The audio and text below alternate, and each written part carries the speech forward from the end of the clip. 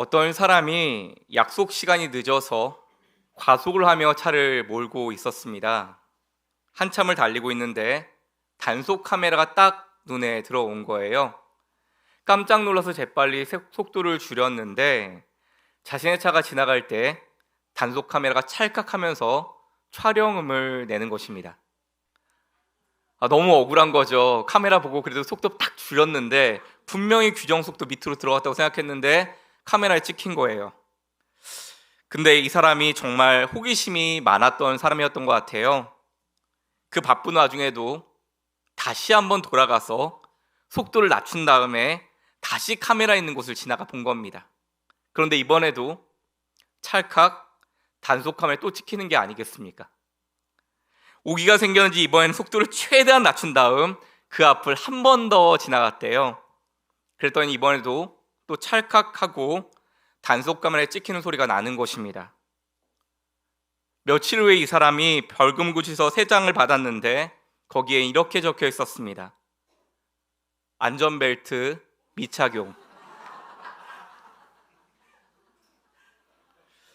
저는 이 이야기가 우리 모든 그리스도인들에게 꼭 필요한 이야기가 아닐까 생각합니다. 우리 모두는 저마다에게 자기 신앙의 관점이 있죠. 신앙생활에 대한 기준이 저마다 다 다른다는 것입니다. 우리가 흔히 좋은 믿음이라고 생각할 땐 예배와 교회 일에 열심을 갖는 것, 교회가 좀 어렵고 힘든 사역을 부탁해도 얼굴에 다른 내색하지 않고 순종해 주시는 것, 이런 것들을 좋은 신앙의 지표라 여길 때가 많잖아요. 그런데 여러분, 우리 하나님의 기준은 다를 수 있다는 겁니다. 내가 생각하는 내 기준과 다를 수 있다는 겁니다. 앞의 이야기처럼 나는 속도만 잔뜩 신경을 쓰고 있는데 하나님의 관점은 안전벨트를 제대로 맸는지 그것일 수 있다는 것입니다. 나는 예배를 잘 드리고 있다고 생각하는데 삶의 예배는 엉터리일 수 있고요. 나는 늘 기도와 섬김의 삶을 살고 있다고 하는데 그것이 오히려 자기 만족, 자기 신념의 강화일 수도 있다는 것입니다. 이처럼 우리가 하나님 앞에 신앙생활할 때 잘못된 관점으로 인한 오해가 얼마나 많은지 모릅니다. 가장 대표적으로 우리가 오해하는 것이 저는 은혜라고 생각합니다.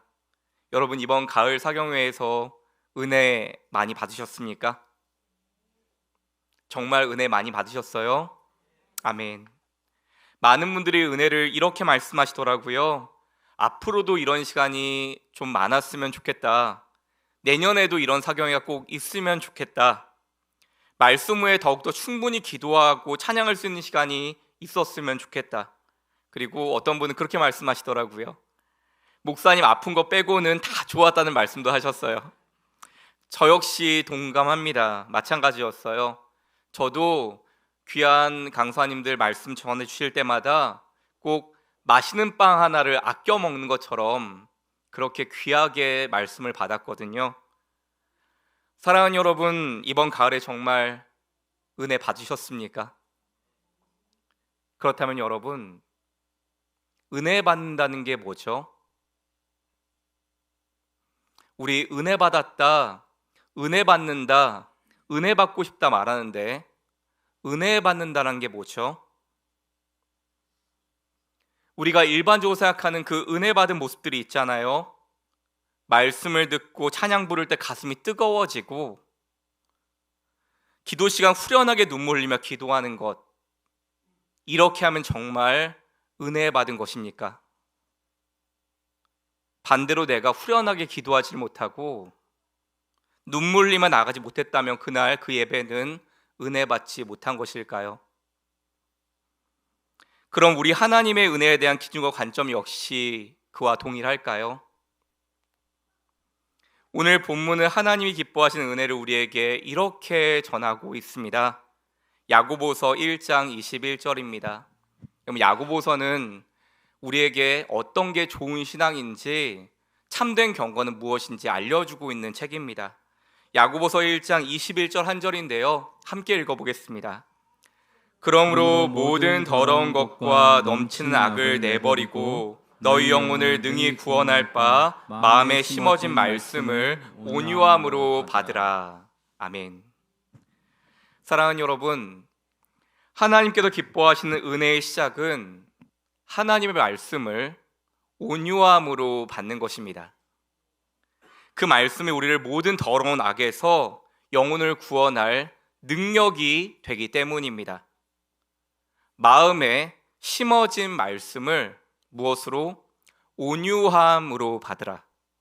여기서 온유함이란 헬라어로 프라우테스라고 하는 단어인데요, 온유가 헬라어로 프라우테스인데, 이 프라우테스는 사실 야생동물의 본성을 의미하는 말이에요. 프라우테스, 야생동물의 그 야생의 성질을 말하는 겁니다. 그런데 그 성질을 명조련사가 야생마나 들소를 길들여서, 거친 들소를 길들이는 모습처럼 이 온유 프라우테스란 거칠고 난폭한 성질을 길들여서 따뜻하고 부드러운 성품으로 바뀌게 된 걸 말합니다. 그래서 통제된 힘이라고 불려요. 즉 온유란 야성은 살아있지만 완벽히 길들어진 성품을 말하는 것입니다. 그래서 이 온유함으로 말씀을 받는다는 것은 겸손의 의미로 해석할 수 있습니다. 한때 여러분 그런 생각 안 하세요? 그런 말씀 안 하세요? 야, 내가 예수 믿기 전에 한성질 했었는데 그때 나 만났으면 다 죽었어, 이런 분들 있잖아요. 근데 그랬던 나의 모습이 지금 여기서 이렇게 온유함으로 예배드리고 있는 것, 하나님 말씀을 받는 것, 삶의 변화로 살아가는 것, 그것이 어떤 이유 때문이죠? 말씀을 받을 때 온유, 나를 죽이고 겸손하게 그 말씀을 받아들일 때 그 말씀이 내 안에 뿌리를 내리고 우리를 구원할 능력이 된다는 것이죠. 그래서 여러분, 우리가 찬양한 것처럼 성령의 도우심이 필요합니다. 성령께서 우리 안에 그 온유함을 허락하시지 않는다면, 내 성질을 죽이고 하나님 말씀을 받아들이게 하는 그 온유함, 그 겸손한 마음이 없다면 나에게 주어지는 말씀을 하나님의 말씀을 받아들일 수는 없는 것이죠. 사람마다 여러분 하나님 믿게 되는 동기는 다 다르지만 성인이 되어서 하나님을 믿게 된 분들 중에는 인생살이의 쓴맛을 다 보고 주님께 나온 분들이 제법 많습니다. 세상에 확실한 게 하나도 없고 나 자신조차도 믿을 수 없다는 사실을 자각할 때 세상의 아픔과 풍파에 잔뜩 깨지고 나서 주님밖에 없습니다. 비로소 하나님의 부르심 따라 살게 되는 것이죠. 마음이 여러분 진짜 온유하게 된 것이죠. 부끄러운 고백 하나 하는데요, 여러분 어제 모처럼 설교 준비가 좀 빨리 끝났어요. 그래서 어제 오후에 설교 준비가 좀 빨리 끝나서 모처럼 오후에 여유를 부려본 것 같습니다.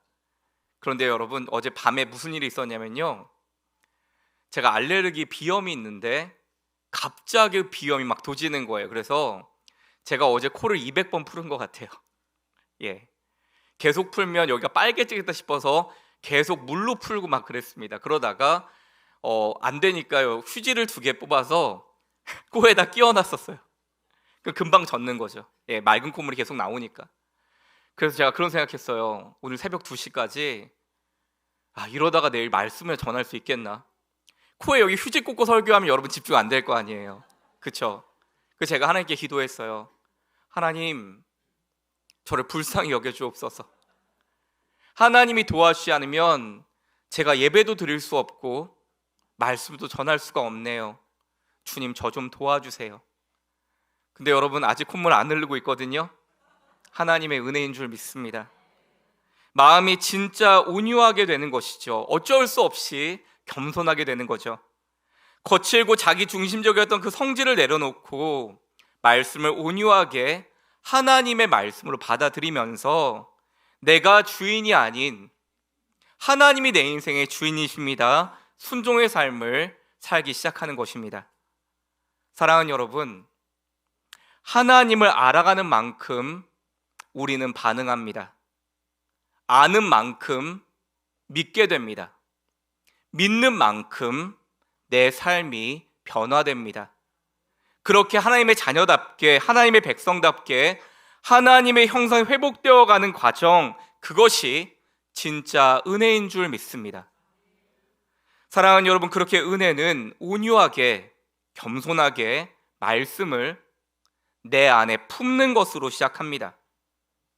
그렇게 하나님 말씀이 내 인생의 주인이 되니 삶의 변화가 일어나기 시작하는 것입니다.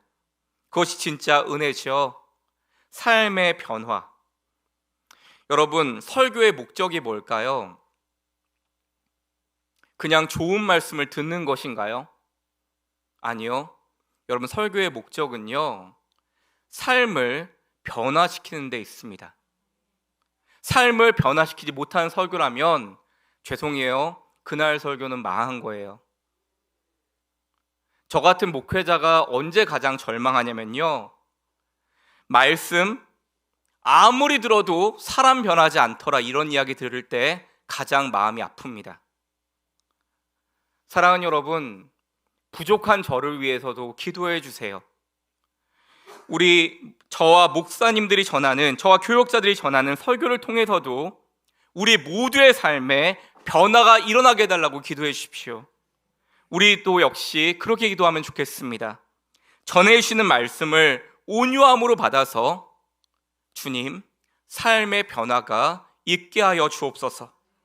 이것이 우리의 기도가 되고 응답이 되기를 간절히 축원합니다.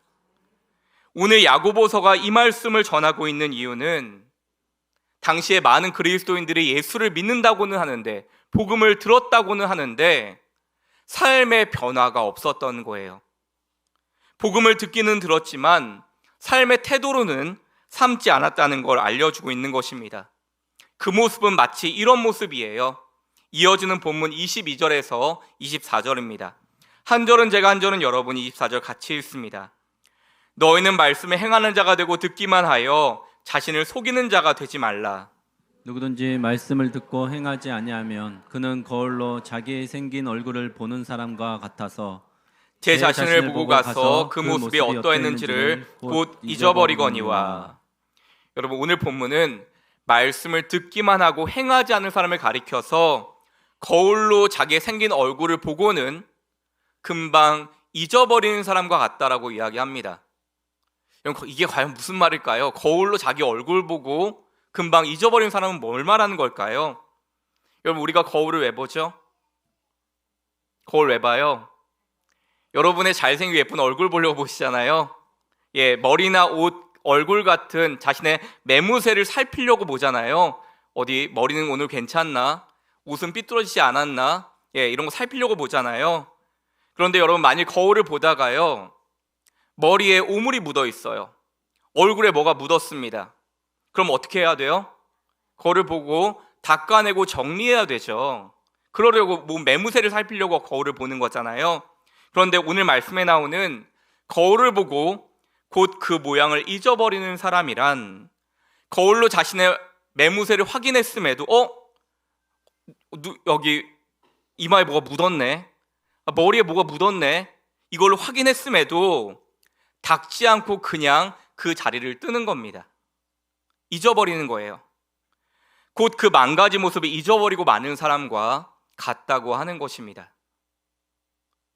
우리가 꼭 이런 경우가 아닌가 싶습니다. 말씀을 들을 때는 마음에 찔림을 받기도 하고 새롭게 살아가겠다는 결단과 다짐을 하기도 하지만 교회 문만 나서기만 하면 언제 그랬냐는 듯 재빨리 옛 생활로 다시 돌아가는 것입니다. 왜 그럴까요? 아무리 바쁘더라도 잠시 멈추어 서서 다시 한번 말씀 앞에 자신의 모습을 비추어 보고 흉하고 일그러진 자신의 삶을 교정해 나가려는 노력을 하지 않기 때문 아닐까요? 사랑하는 여러분, 우리가 주일마다 받은 말씀이 사건, 나에게 역사, 변화의 능력이 되기 위해서는 진지한 성찰의 시간이 꼭 필요한 것입니다. 사업을 하는 분들은 날마다 달마다 그 날에 수입과 지출 사항을 잘 점검하죠. 우리 부모님들 가정의 생계를 꾸리는 일도 마찬가지죠. 공부 잘하는 학생들은 시험 끝나고 나면 자기가 틀린 문제들을 유심히 다시 들여다보죠. 그래야 다음에는 같은 잘못을 저지르지 않을 수 있기 때문입니다. 분당 우리 교회를 섬기시는 이찬수 목사님이 쓴 보호하심이란 책에서 계속 생각하게 만드는 글이 있어서 여러분과 잠시 나누려고 합니다. 청소년 사역을 할 때 보면 아이들이 순수하다 보니 조금만 분위기가 무르익으면 기도가 뜨거워진다. 아이들이 얼마나 뜨겁게 회개와 결단의 기도를 드리는지 모른다. 한 번은 모교회 고등부 수련회 강사로 인도한 적이 있었는데 정말 대단했다. 그 교회는 어릴 때부터 기도 훈련을 얼마나 강하게 시키는지 설교가 끝나고 기도하자고 하니 집회 장소를 꽉 채운 수많은 아이들이 30분이 넘도록 쉬지 않고 기도했다. 한 가지 더욱 놀라웠던 것은 기도가 시작되면 등장하는 들것조이다. 여러분, 들것조가 뭔지 아세요? 이들의 역할은 기도하다 쓰러진 친구들을 실어 나르는 것이다. 아이들이 기도를 열정적으로 하다 중간에 픽픽 쓰러지기 때문이다. 특히 청소년 수련의 마지막 날에는 그 은혜의 감격이 가장 뜨겁다. 수많은 결단이 이루어진다. 언젠가 수련회 인도하는 한 아이가 나와서 목사님 잠깐만요 하더니 이렇게 말했다. 여러분, 나는 꼴초입니다. 그런 다음 담배를 꺼내서는 그 자리에서 다 꺾어버리는 것이었다. 우레와 같은 박수리가 났다. 그때 은혜의 열기가 얼마나 대단했겠는가. 그런데 나는 마지막 순간 열기가 가장 고조되었을 때 찬물을 끼얹는다. 너희들 정신 차려라. 이것 가지고 지금 은혜 받았다고 생각하면 착각 중에 착각이다. 지금 가슴이 뜨거워졌다고, 눈물 좀 흘렸다고, 그것을 은혜 받았다고 생각하면 대단한 착각이다. 누가 진짜 은혜 받은 사람인 줄 아느냐? 너희가 정말 은혜 받았는지는 아닌지는 수련회 후에 집에 가서 너희 부모님이 판단하실 것이다. 너희가 진짜 은혜 받고 변화되었으면 그 은혜 받은 혜택을 너희 부모님이 반드시 누려야 한다.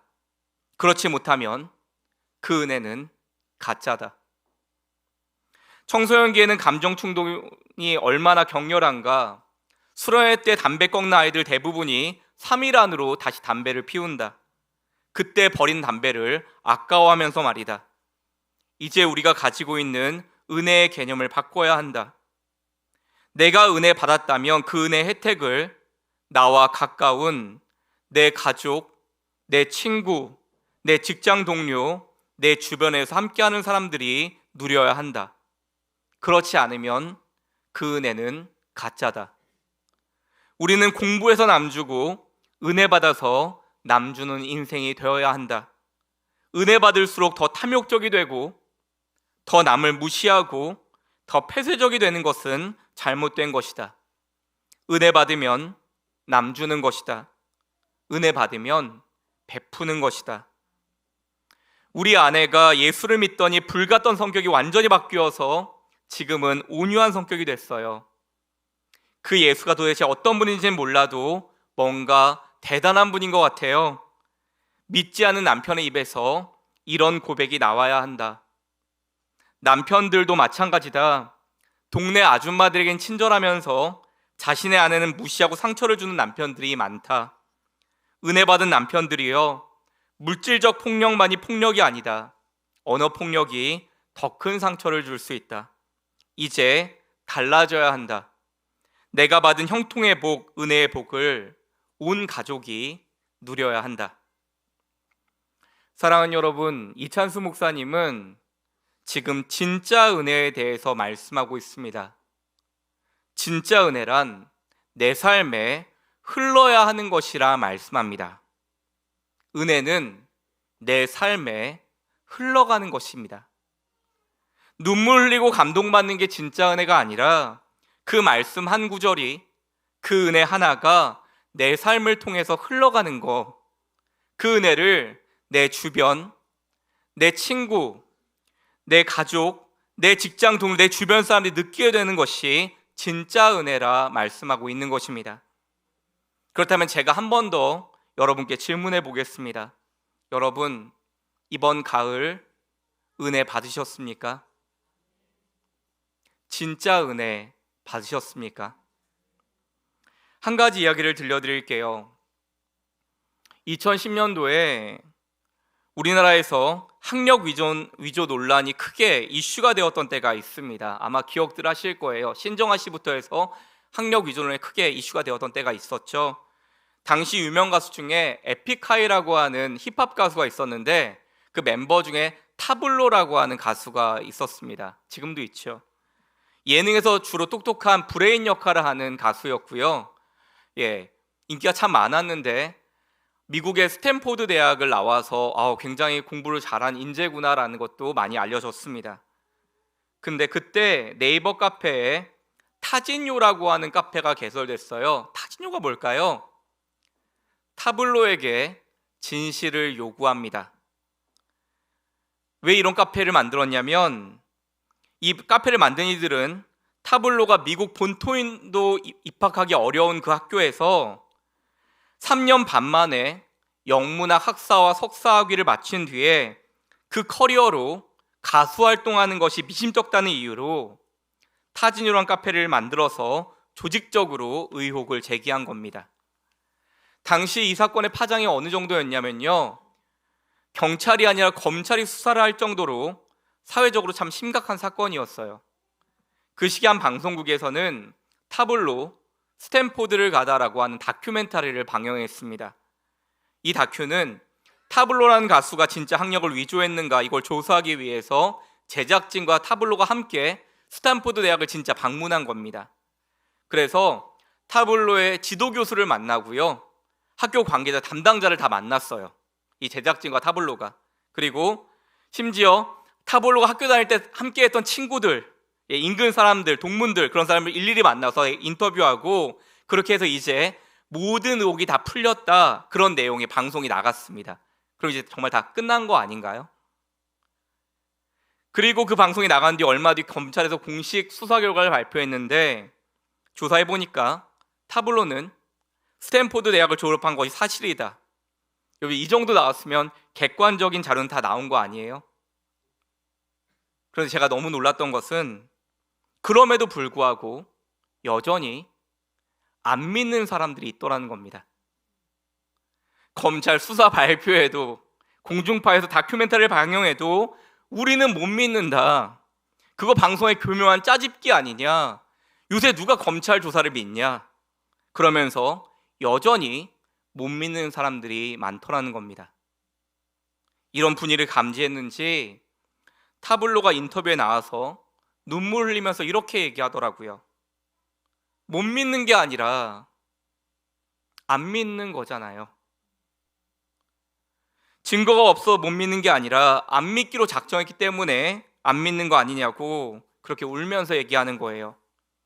그러면서 타블로가 인터뷰 끝에 울먹이면서 정말 영혼에 남는 한마디를 했습니다. 뭐라고 얘기했냐면요, 내가 얼마나 밉보였으면, 평소에 내가 얼마나 반감을 살 만한 모습으로 살아갔으면 이들이 이럴까요? 그러고는 말을 잇지 못하고 흐느끼는 모습이 방송되었어요. 여러분, 저는 목회자니까 신앙이란 필터로 방송 역시 걸러서 보는데, 이 타블로의 두 마디 말이 저와 같은 한국의 그리스도인에게 주는 가슴 아픈 고백처럼 느껴지는 겁니다. 못 믿는 게 아니라 안 믿는 거잖아요. 내가 얼마나 반감을 살 만한 모습으로 살아왔으면 그들이 그럴까요? 이 두 마디는 우리 모두의 신앙을 돌아보게 만드는 표현이라고 생각합니다. 여러분, 안 믿기로 작정하게 만든 게 누구냐는 겁니다.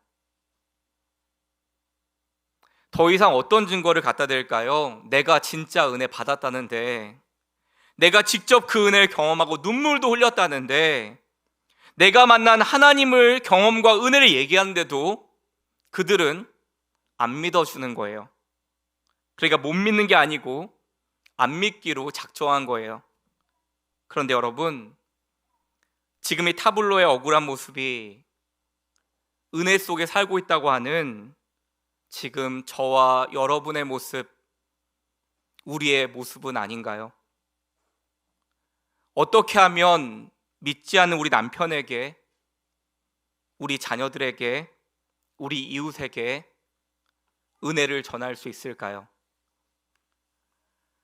그렇다면 우리는 이제 어떻게 해야 할까요? 가을 성경이 다 끝났는데 무슨 은혜를 어떻게 다시 붙잡아야 할까요? 그것을 오늘 마지막 본문 25절은 이렇게 전하고 있습니다. 함께 읽습니다. 자유롭게 하는 온전한 율법을 들여다보고 있는 자는 듣고 잊어버리는 자가 아니요 실천하는 자니 이 사람은 그 행한 일에 복을 받으리라. 아멘. 여러분, 말씀을 받았다면 어떻게 하냐는 거예요. 행할 때 복이 있을 거라는 겁니다.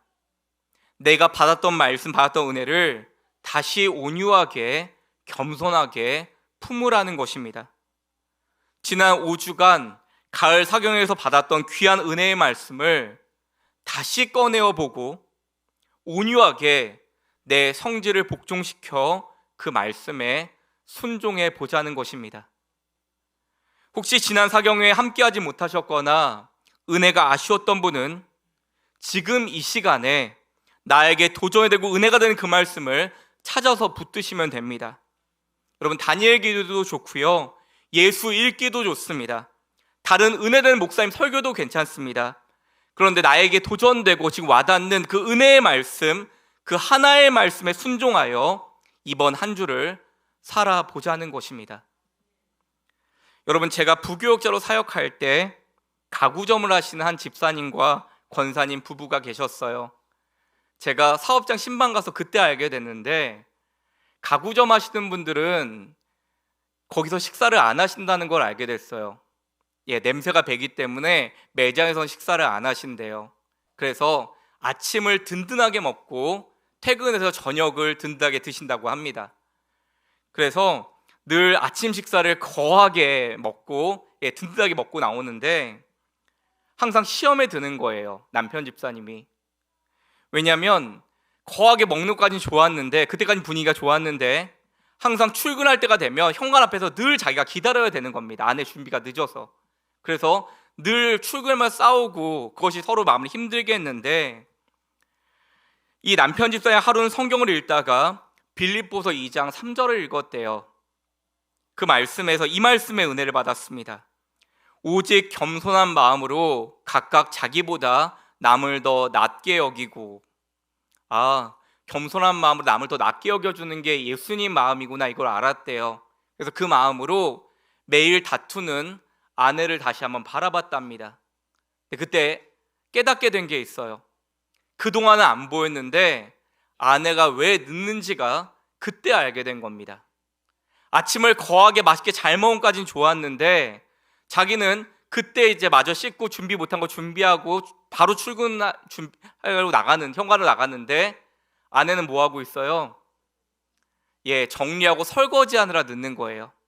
설거지하고 그 다음에 단장하고 나오려니까 항상 늦잖아요. 계속 그거를 보지를 못했는데 은혜 받고 나니 그게 보이더라는 겁니다. 그래서 그때부터 남편 집사님이 아침을 같이 먹고 나서 설거지를 하기 시작했대요. 그동안 아내는 단장을 하고 같이 나올 수 있게 됐습니다.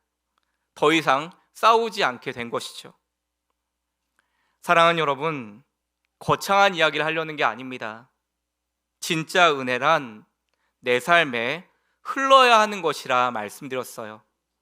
은혜는 내 삶에 흘러가는 것이다.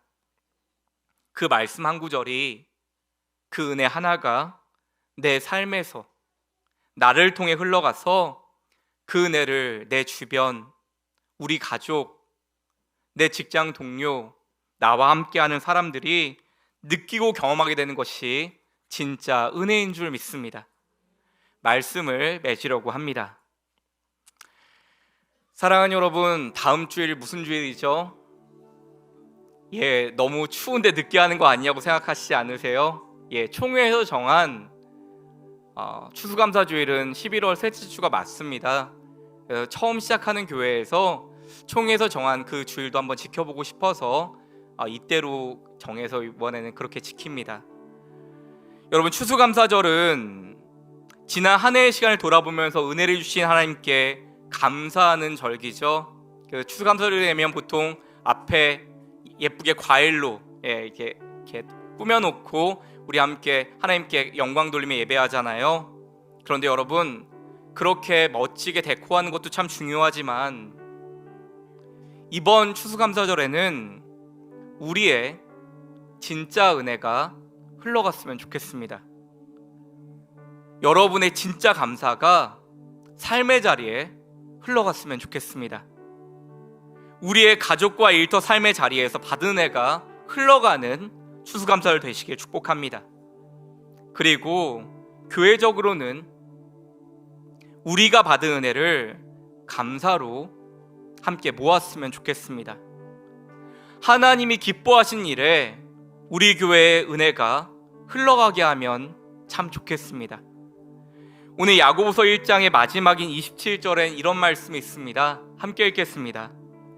하나님 아버지 앞에서 정결하고 더러움이 없는 경건은 곧 고아와 과부를 그 환난 중에 돌보고 또 자기를 지켜 세송에 물들지 아니하는 그것이니라. 아멘. 오늘 말씀은 가장 연약한 이웃을 돌보는 것이 참된 경건, 하나님이 가장 기뻐하시는 믿음이라고 말씀하고 있습니다. 한 달 전부터 추수감사절을 준비하면서 저는 교회적으로 어디에 우리 마음을 모으면 좋을까 고민하고 또 고민해 봤어요. 고민하고 고민하다가 정말 이 어려운 분들을 위해 사역하는 분들이 이건 더 잘해야겠다 싶어서 평소에 고아와 어려운 이웃들을 섬기는 긍휼사역에 힘쓰고 계신 한 권사님께 여쭤봤습니다. 정말 우리가 도와야 할 이웃이 있습니까? 물어봤어요. 그랬더니 한 개척교회 이야기를 들려주셨습니다. 저도 모르는 분이에요. 일면식도 없습니다. 목사님 가정 3식구와 성도님 4분 총 7명의 성도가 모이는 파주에 있는 작은 교회인데, 목사님은 심장 판막증 투병 중에 목회하시다가 최근 뇌출혈로 쓰러지셨습니다. 그래서 지금 중환자실에서 치료받고 계십니다. 사모님이 요양보호사로 일하시면서 교회와 가정 경제를 책임지고 계십니다. 사랑하는 여러분, 우리도 1년이 채 안 된 개척교회지만 우리는 정말 너무 많은 은혜를 이미 받았잖아요. 그러면 이제 받은 은혜를 흘려보낼 시간이 되었다고 생각합니다. 그래서 이 이야기를 우리 교회 운영위원회에 전달하였고, 운영위원회에서 다음 주에 있을 우리 교회 추수감사원금 전액을 그 어려운 목사님과 개척교회에 전하기로 마음을 모았습니다. 여러분, 귀한 마음으로 허락해 주시면 좋겠습니다. 그런데 여러분, 여기서 가장 중요한 게 있어요. 가장 중요한 건요, 물질만 보내는 게 아니에요. 그건 누구도 할 수 있습니다. 절대 물질만 보내선 안 됩니다. 우리의 기도도 함께 보내는 것입니다. 목사님을 잃은 그 목사님의 가족을 제외한 4명의 성도들이 교회를 지키고 있다고 들었거든요. 그러면 우리가 기도해야죠. 하나님, 목사님이 다시 살아날 수 있도록, 교회가 살아날 수 있도록 도와주시옵소서. 얼굴도 모르고 어떤 교회인지도 모르지만 하나님, 우리의 기도를 모읍니다. 마음을 모읍니다. 주님 도와주시옵소서. 그게 정말 우리의 마음이 함께 가는 것이라 생각합니다. 여러분, 우리가 그 마음으로 우리가 얼굴도 모르는 그 어려움 당한 목사님과 그 교회를 위해 기도할 수 있다면, 우리도 개척교회인데 그 마음으로 기도하며 마음을 모을 수 있다면, 우리가 받은 은혜와 감사를 기도와 물질로 흘려보낼 수 있다면 우리 하나님이 우리의 추수감사절 정말 기뻐하시지 않겠습니까? 그래서 다음 주 추수감사절에는 여러분 추수감사헌금 많이 해주세요. 기도하시면서 하나님, 그 목사님과 그 교회에 은혜가 되길 원합니다. 하나님 도와주옵소서. 이것이 그 교회와 그 가정에 힘이 되게 하여 주옵소서. 그렇게 어려움 당한 목사가 교회 위에서 우리의 물질과 기도, 진짜 은혜를 흘려보낼 때 하나님과 어려운 이웃이 함께 기뻐하는 추수감사절 되기를 간절히 소망합니다.